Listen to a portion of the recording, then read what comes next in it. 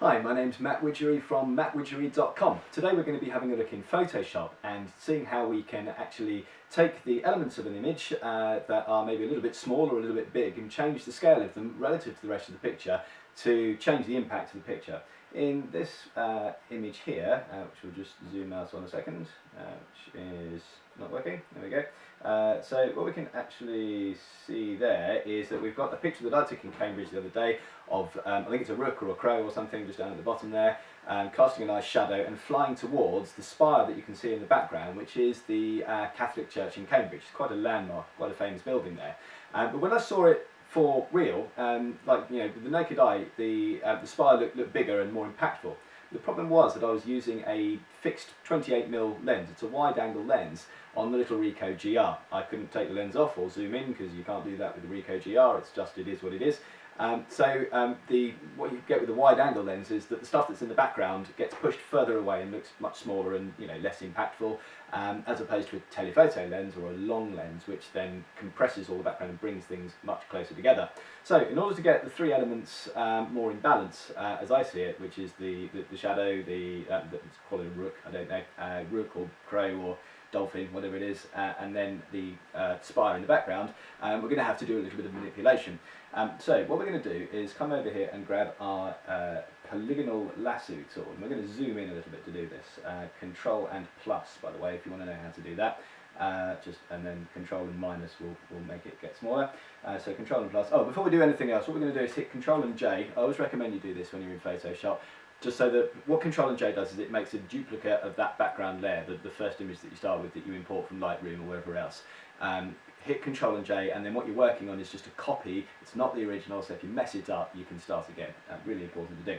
So with your polygonal lasso tool, if you just make a nice little outline around here. I'm not going to bother doing the weather vane at the top there because it's fiddly and takes a while, and for the purposes of the tutorial it doesn't matter.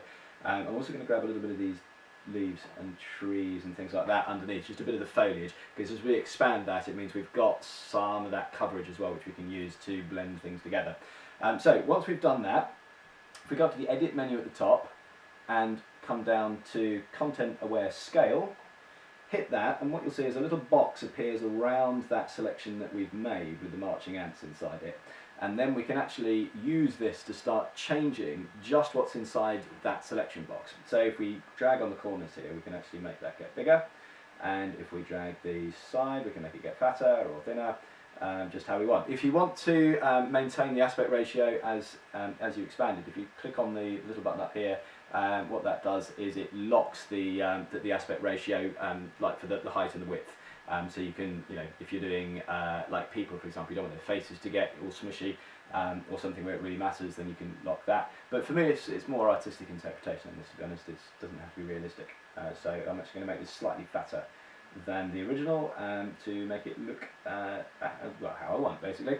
So what we're going to do now is zoom back out so that we can get a sense of whether or not it's big enough or too big. And I think actually I'm going to go bigger on that, so probably somewhere like that is good for me.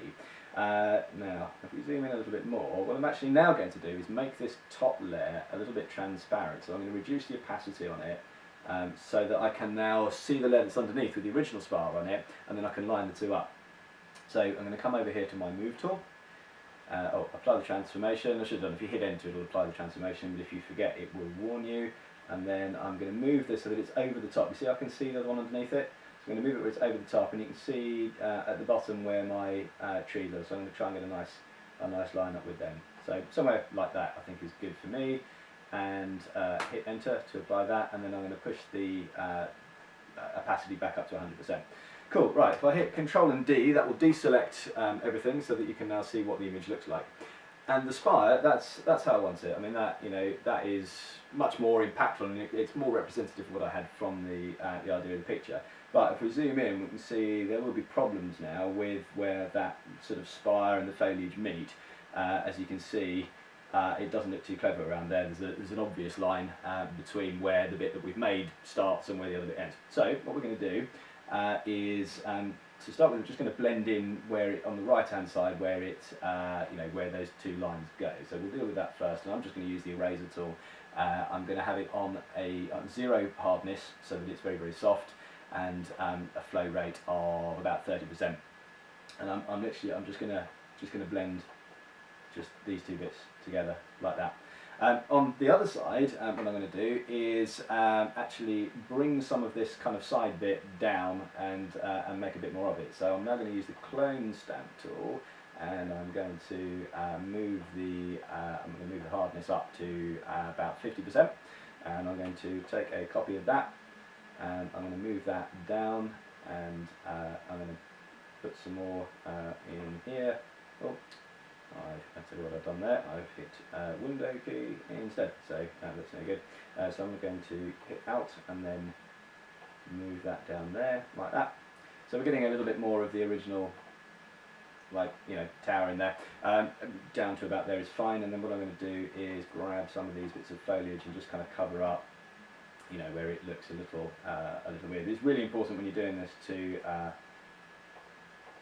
make sure that, you know, obviously it looks pucker when it's done. I'm just going to kind of take a little bit more just so it looks like it's going into the shadow there a little bit, and maybe grab a little bit from there and just put it into there. You know, you'll kind of get the idea of it, you know, as you go along.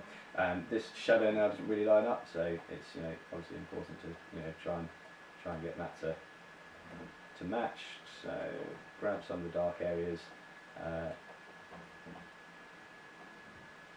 I'm doing a really quick and terrible job on this, as you can see, but it's just really to give you an idea. This bit on the edge there looks a bit weird, so what I'm going to do is I'm going to take, this is a good idea as well, take some foliage from other places in the image, so that it doesn't just look like it's loads cloned in the same place.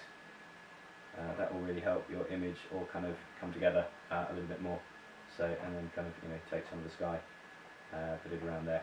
Cool, so obviously you can spend a lot longer than I have making that look as it should, but that's the image that we finished up. As you can see, it really didn't take very long to get to that point at all, and it does look a lot more impactful than that, I think. It just kind of really pulls the thing together. And the interesting thing about this, when I posted the finished picture up on Facebook the other day, a bunch of people that lived in Cambridge and recognised this scene all said, "Oh wow, what a lovely picture." Not a single one of them said, "Has that been photoshopped?" So that's really interesting. So long as although we've made it dramatically bigger, it kind of looked all right. So that's it. Thanks very much for watching, and I hope to see you again soon. Subscribe up in the corner there, and yeah, see you soon. Cheers.